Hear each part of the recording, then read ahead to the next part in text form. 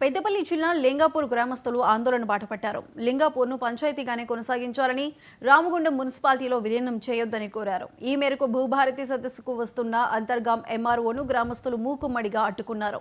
విలీన ప్రతిపాదన వల్ల ఉపాధి హామీ పనులు కోల్పోతామని పేర్కొంటూ గ్రామస్తులు ఎంఆర్ఓకు వినతి పత్రం అందజేశారు.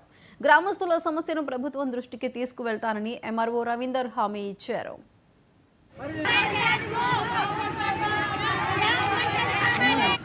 రామగుండం నియోజకవర్గంలో లింగాపూర్ గ్రామం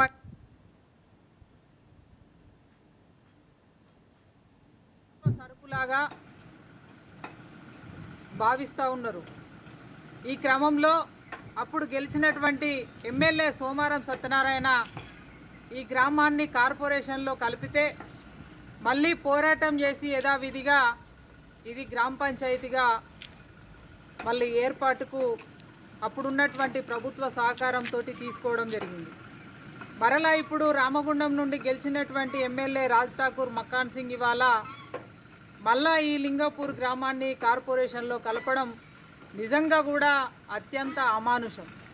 ఇవాళ ఇక్కడ ఉన్నటువంటి గ్రామ ప్రజలందరూ కూడా దాదాపు ఈ గ్రామానికి సంబంధించినటువంటి భూములన్నీ కూడా బంగారు పంటలు పండించేటువంటి భూములు, ఇటు మేడిపల్లి ఓసీపీలో కావచ్చు, అటు ఎన్టీపీసీ కావచ్చు, దాదాపు ఈ చుట్టుపక్కల ఉన్న పరిశ్రమలకు అన్నింటినీ కూడా ఇవాళ ఇక్కడ ఉన్నటువంటి రైతులు భూములని ఇవ్వడం జరిగింది, త్యాగం చేయడం జరిగింది.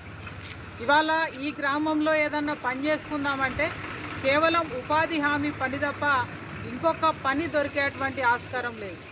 ఇలాంటి క్రమంలో మరి ఇది కార్పొరేషన్కి అత్యంత దూరంగా ఉన్నటువంటి ఈ ఊరుని మళ్ళా తీసుకుపోయి కక్ష సాధింపు చర్యగా ఇవాళ లింగాపూర్ని కార్పొరేషన్లో కలపడం అనేది నిజంగా కూడా అమానుషం. దీన్ని ఖండిస్తూ ఉన్నాం తీవ్రంగా. రామ